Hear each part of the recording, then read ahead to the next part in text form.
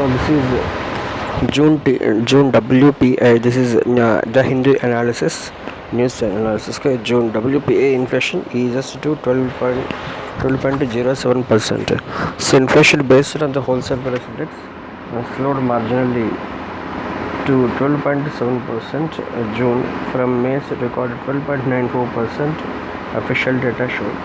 So it is slowed. Okay, the index is slowed that 12.07% in June from May's record 12.94%. Okay, so the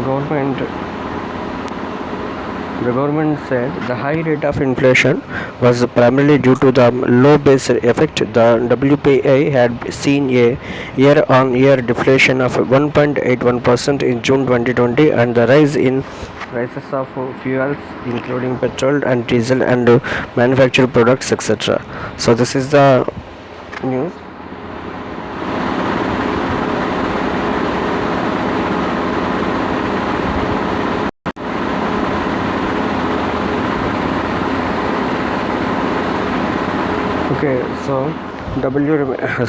Okay, what happened is WPA inflation remains high. June's print for wholesale price gains 12.7%. Fuels costly. That means the wholesale price inflation stayed high in June as costly fuels and manufactured products pegged the provisional headliner number at 12.7%. Following May's record 12.94%, so 12.9%, 12.94% from 12.7%. While industry fretted about the risks of sticky wholesale prices, okay, pushing up production costs, and economists voiced concerns about the spillover effect on retail inflation and its impact on monetary policy calibration. The Office of Economic Advisor in the Department of for Promotion of Industry and Internal Trade attributed the high inflation to a low base effect combined with the rise in prices of petrol, diesel, okay, naphtha and ATF, as well as those of basic metals and food products, etc. So okay, the wholesale price index inched up 0.7% over May's level. Okay, the wholesale price index inched up 0.975% over May's level, with the fuel and power prices index rising 2.9% from the preceding month, the most among major groups in the index. Wholesale inflation in fuel and power in June was also the highest among the WPA constituents and an annual basis at 2.8%, though it slowed from May's 27.6%. Inflation in wholesale food prices eased to 6.66% from 8.11% in May, but price gains in manufactured products accelerated slightly to 10.88% from 10.83% in May.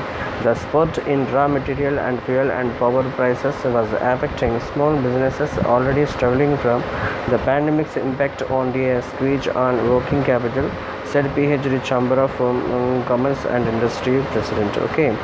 So President, then what happened is that, okay, so President Sanjay Agar as well, we urge the government to consider the bringing petroleum products in the ambit of GST to rationalize prices, Mr. Agarwal said, stressing inflation was affecting Indian industries' competitiveness local and global.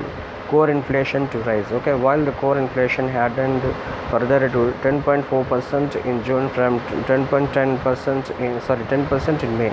The pace of the month-on-month uptick in this index eased to a 4-month low of 0.5%, said Aditi Nair, chief economist at ICRA, who expects core inflation to rise further in July. Okay, before commencing a gradual and downward from August. The WPA trend could inject uneasiness into the RBI's policy tone by way of spillover risks, she added. Okay, so this is about so what happened, this is about inflation remains high. Okay, this is about inflation remains high. Okay,